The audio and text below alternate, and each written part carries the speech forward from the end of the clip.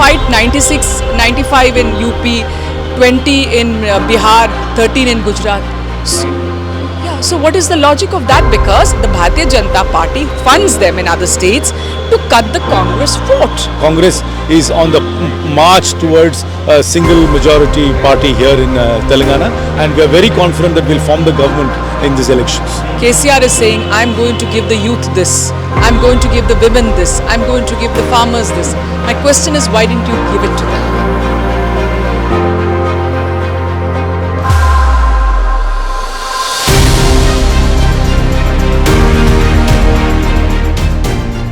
The Congress party, which was in the opposition for the last 10 years, is hoping that they would bounce back to power in the state of Telangana. Remember, Revanth Reddy, who is the TNPCC chief, is saying that the party will surely get anything more than 80 seats in the assembly elections that is going to be held on the 30th of November. We have with us Karthi Chidambaram, the senior Congress leader. Sir, now that there is already various statements coming from senior Congress leaders that Telangana is attainable for the Congress and the Congress is moving in the right direction. What is your expectations as far as Telangana is concerned? That's the kind of sense I'm getting right talking to various people who have been working in the field for many months now.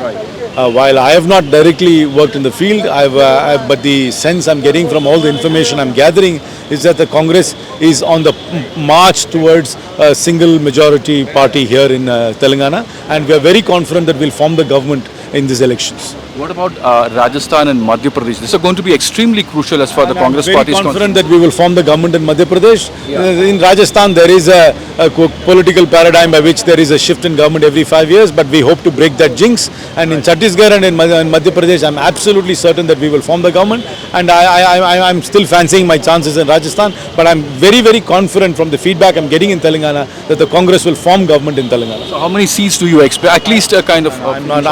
I can't foresee that without having a very granular data, but the sense is that the Congress will have a comfortable majority in Telangana. But the Amit Shah is saying that they are going to introduce UCC in Telangana. Do you think it's feasible? Amit Shah can introduce UCC in Oklahoma as well, because the BJP is not a factor in Oklahoma. The BJP is not going to be a factor in Telangana as well. We have with us Shama Mohammed, senior Congress leader and also the Congress spokesperson.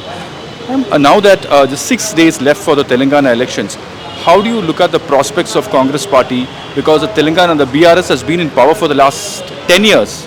So if at all Congress is going to come to power, it's going to be a major victory. Especially you have a victory just 6 months back in the neighboring Karnataka. See, everything looks very positive. I believe this kind of way people want the Congress party. When I go around, they are fed up. See, today in the newspaper, I read that BRS, KCR is saying, I'm going to give the youth this, I'm going to give the women this, I'm going to give the farmers this. My question is, why didn't you give it to them? You had the time. In Raitu Bandhu, you had 10,000, now you want to make it 16,000 when we have made it 15,000, isn't it? So what were you doing? Why didn't you fill up 1.8 lakh government jobs? Why didn't you fill up 20,000 vacant teachers' jobs? Why were 44 lakh youth cheated in the TSPSC exam, and because of that they are unemployed? Why did more than 3,000 youth commit suicide? You understand? So the unemployment, which is 15.5%, is the highest in India, where the national average is 10%. So these are the questions we ask KCR. Why didn't he do all these things? His 2 BHK, why didn't he? What happened to that? That's another corruption. Dalit Bandhu, which is for the Dalits, 10 lakhs for each person they've set aside. KCR himself said the MLAs are taking 3 lakhs for it. He himself said his own MLAs are taking. So what I'm trying to say is that there is corruption, and of course the Kaleshwaram irrigation project, in which the Congress party did not say there are cracks there. It is the Dam Safety Authority which has said that this project is terrible. I mean, there are cracks, how the money has been spent, how it's conceived, everything is wrong. So what you are seeing, and of course the rape capital of South India is Telangana. So safety of women, domestic violence here because of the illegal belt or liquor shops over here. Daughter involved in a liquor scam. They used to live simply, now all of them are in farmhouses. So, people want something, and what they see is there are 6 guarantees here. And we have done the 5 guarantees in Karnataka. I have asked everybody here, please go there. And there are many people who have come from, they say, yes, people in Karnataka have got the guarantees. So, Congress party, what it says, it does, unlike KCR. Also, ma'am, when you say about the welfare schemes, one of the points which many of the people are asking is when the government is already in a debt kind of situation, when you give so much of money, do you think that is going to affect the economic condition of the state, especially a debt-ridden state like Telangana? Do you think that could further, worsen the situation? So, we have found our ways. Definitely, when we are putting this in our guarantees, we'll find a way, definitely. But if you ask me this question after 2 months, I can give you an answer. Now, when we form the government and we put out the schemes and we don't give the schemes, or there is an issue, you talk to me. But there is a man who's got the state into debt. Why should he come back? He's made the state into the state which has got the highest debt in India. So why should that person come back? He builds secretariats, he builds houses for himself, but the 2 BHK is not going to give it to poor people. 5 lakh houses. I mean, what sort of person is this? And of course, everybody knows the BJP, BRS nexus, along with the MIM. Also, just one more question. What Asauddin Owaisi alleges is that Congress is not going to make any comeback in the state, and also AIMIM is supporting the BRS. Do you think that the support base of AIMIM is actually a matter of concern for the Congress, especially when it comes to the Muslim votes in the Hyderabad region? Muslims have understood what AIMIM is.